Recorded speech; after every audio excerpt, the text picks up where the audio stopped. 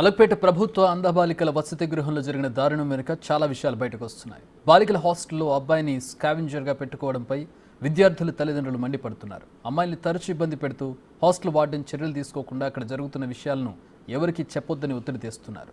ఘటన జరిగి 10 రోజులవుతున్నా ఇప్పటికీ అక్కడ సెక్యూరిటీ లేకపోవడంపై అనుమానాలు వ్యక్తమవుతున్నాయి. అక్కడ అసలు ఏం జరిగిందో మా ప్రతినిధి సుజాత గ్రౌండ్ రిపోర్ట్ అందిస్తారు.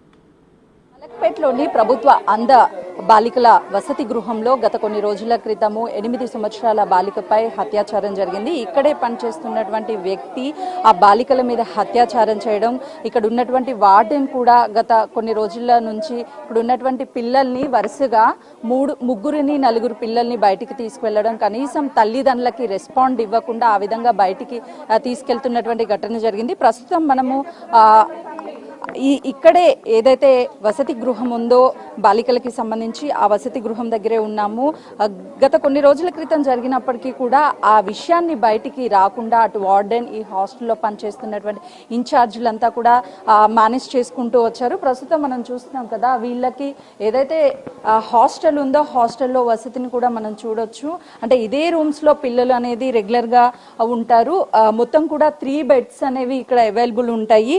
ఒక్కొక్క బెడ్ కి సంబంధించి అంటే కింద పైన 2 కలిపి ఉంటాయి. ఇదంతా కూడా మనం చూస్తే ఒక చిన్న రూమ్ లో పిల్లలు ఉంటారు. కనీసం వాళ్ళకి కళ్ళు కనిపించవు. అందరూ కూడా ఇక్కడ ఉండరు. కనీసం వాళ్ళు నడవడానికి కూడా వాష్రూమ్స్ కూడా నియర్ బై ఎక్కడ ఉండవు. వాళ్ళు చాలా దూరానికి వెళ్ళాలి. వాష్రూమ్స్ కూడా వెళ్తున్నటువంటి సమయంలోనే ఎవరైతే ఇక్కడ పనిచేస్తున్న వ్యక్తి, ఎందుకంటే ఆడపిల్లలు ఉన్నటువంటి ఈ హాస్టల్లో ఎవరైతే మగవాళ్ళతో పని చేయించడం, అమ్మాయిల రూముల్లోకి వెళ్ళి క్లీన్ చేయించడం, కనీసం వాళ్ళకి కంటి చూపు కూడా లేనటువంటి బాలికలు ఈ హాస్టల్లో ఉంటారు. కానీ వాళ్ళకి సంబంధించి ఎంతో జాగ్రత్తగా చూసుకోవాల్సినటువంటి వార్డెనే వాళ్ళని రెగ్యులర్గా టార్చర్ చేయడంతో పాటు ఇక్కడ పనిచేసి, అంటే కనీసం ఆమె వార్డెన్ కూడా కాదు, ఒక స్టాఫ్ నర్సు పర్మనెంట్గా ఇక్కడ ఎవరిని పెట్టడం లేదు అని చెప్తున్నారు. ఎంత చెప్పడానికి బాధాకరం అంటే, ఒక చిన్న 8 సంవత్సరాల అమ్మాయి, కళ్ళు కనిపించినటువంటి అమ్మాయి మీద ఇలాంటి అఘాయిత్యం చేయడం అనేది నిజం కూడా చాలా దురదృష్టకరం అనే చెప్పుకోవచ్చు. ప్రస్తుతం మనం చూస్తున్నాం కదా, వాళ్ళు ఏవైతే వాష్రూమ్స్ యూజ్ చేస్తారో ఆ వాష్రూమ్స్ రూమ్స్కి చాలా డిస్టెన్స్ ఉంటుంది. ప్రస్తుతం మనం ఆ వాష్రూమ్స్ వద్దే ఉన్నాము.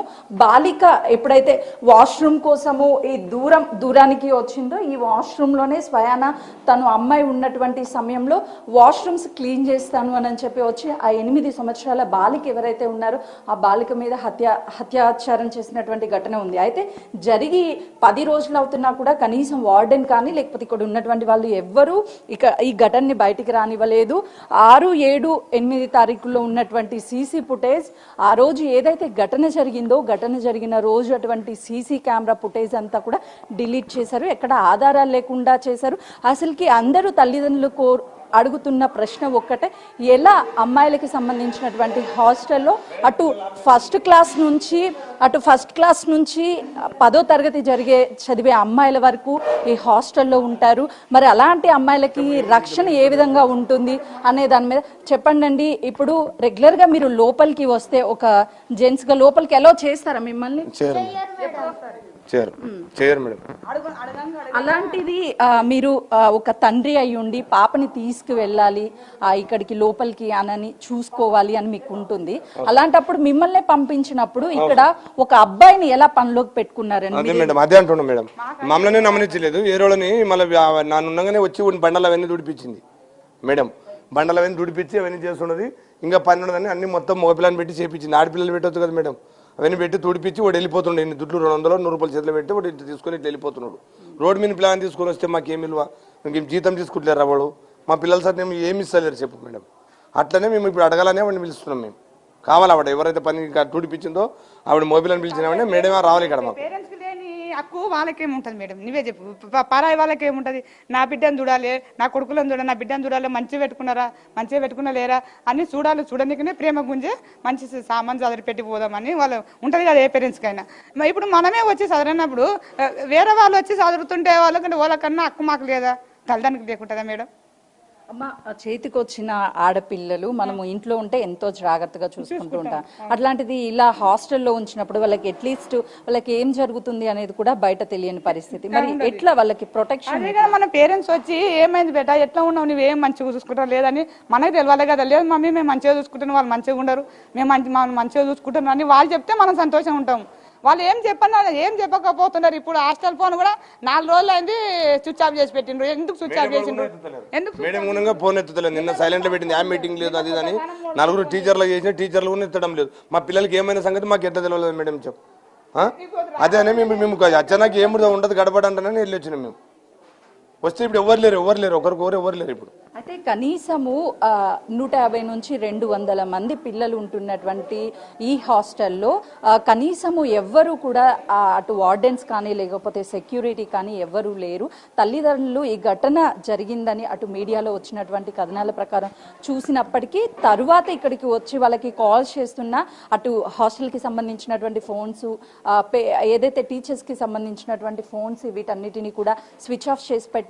ఎక్కడ ఎవరు రెస్పాండ్ ఇవ్వకపోవడంతో అటు తల్లిదండ్రులు అయితే మాత్రం ఇక్కడికి వచ్చినటువంటి పరిస్థితి ఉంది. అంటే కనీసం అర్థం చేసుకోవచ్చు ఇక్కడ ఉన్నటువంటి ఎవరైతే స్టాఫ్ కావచ్చు అదేవిధంగా ఇక్కడ ఇన్ఛార్జెస్ ఉన్నారో వాళ్ళు ఎంత నిర్లక్ష్యం వహిస్తున్నారో మనకి కళ్ళకు కట్టినట్టుగా కనిపిస్తుంది. వాళ్ళకి కనీసము కంటి చూపు కనిపించినటువంటి పిల్లల్ని కాపాడాల్సినటువంటి బాధ్యత ఎందుకనంటే తల్లిదండ్రుల కంటే కూడా ఎక్కువగా హాస్టల్లో స్కూల్లో జాయిన్ చేసి ఒక నమ్మకం మీద తల్లిదండ్రులు ఇక్కడ వదిలిపెట్టి వెళ్తే కనీసం వాళ్ళు బాధ్యత రాహితంగా ప్రవర్తిస్తూ పిల్లల్ని చూడడానికి మేము వస్తేనే మమ్మల్ని లోపలికి ఎలో చేయరు. అలాంటిది ఆడపిల్లలు ఉన్నటువంటి ఈ హాస్టల్లో ఏ విధంగా ఒక అబ్బాయిని పెట్టి పని చేయిస్తారు అని చెప్పేసి వీళ్ళు ప్రధానంగా క్వశ్చన్ చేస్తున్నటువంటి పరిస్థితి ఉంది. ఎందుకంటే వాస్తవానికి అమ్మాయిలు ఉంటున్నటువంటి ఈ హాస్టల్లో అటు స్టాఫ్ ఎవరినైనా సరే అబ్బాయిలను ఎందుకు పెడుతున్నారు అమ్మాయిలను పెట్టాలి అని చెప్పేసి వాళ్ళు ప్రధానంగా డిమాండ్ చేస్తున్నారు. ఖచ్చితంగా వార్డెన్ వార్డెన్ అని చెప్తున్నారో అమ్మ స్టాఫ్ నర్స్ గా పనిచేస్తున్నారు ఆమెను వెంటనే కూడా పిలిపించి మాకు సమాధానం చెప్పాలి. ఈ ఘటన జరిగి ఇన్ని రోజులు అవుతున్నా బయట పడకపోవడము ఈ రోజు ఇక్కడికి వస్తే కనీసం సెక్యూరిటీ లేరు, ఇక్కడ వాచ్మెన్ లేరు, స్కూల్లో టీచర్స్ లేరు, ఎవరు మాకు సమాధానం చెప్తారు అని చెప్పేసి అటు తల్లిదండ్రులు ఆందోళన చేస్తున్నటువంటి పరిస్థితి ఉంది. మొత్తానికైతే మాత్రము యావత్ వికలాంగులకి కావచ్చు అదేవిధంగా అంధులకి కావచ్చు ఎవరైతే వాళ్ళందరికీ కూడా ఎక్కడ భద్రత ఉంటుంది ఎంతో ప్రాముఖ్యత కలిగినటువంటి ఈ స్కూల్ని హాస్టల్ని ఒక ప్రధానంగా మన దేశంలోనే అంటే భారతదేశంలోనే మొట్టమొదటిసారి అప్పుడు కాంగ్రెస్ ప్రధానిగా ఉన్నప్పుడు అంటే కాంగ్రెస్ ప్రభుత్వము కేంద్రంలో ఉన్నప్పుడు ఇక్కడికి తీసుకువచ్చి మొట్టమొదటిసారి పెట్టినటువంటి ఈ స్కూలు ఒక మంచి ఫ్యూచర్ని ఇవ్వాలి అందులో కూడా వాళ్ళకు కూడా ఒక ఇంపార్టెన్స్ ఇవ్వాలి అని చెప్పేసి పెట్టినటువంటి స్కూలు రాను గత ప్రభుత్వం నిర్లక్ష్యం చేయడం వల్లే ఇలాంటి ఘటనలు జరిగాయి. ఇప్పుడు ఉన్నటువంటి స్టాఫ్ నంతని కూడా మార్చాలి, మళ్ళీ కొత్త కమిటీని ఏర్పాటు చేయాలి, అప్పుడు మాత్రమే అందరికీ న్యాయం జరుగుతుంది అని చెప్పేసి తల్లిదండ్రులు చెప్తున్నటువంటి పరిస్థితి ఉంది. కెమెరామెన్ వినోద్తో సుజాత, మలక్పేట్.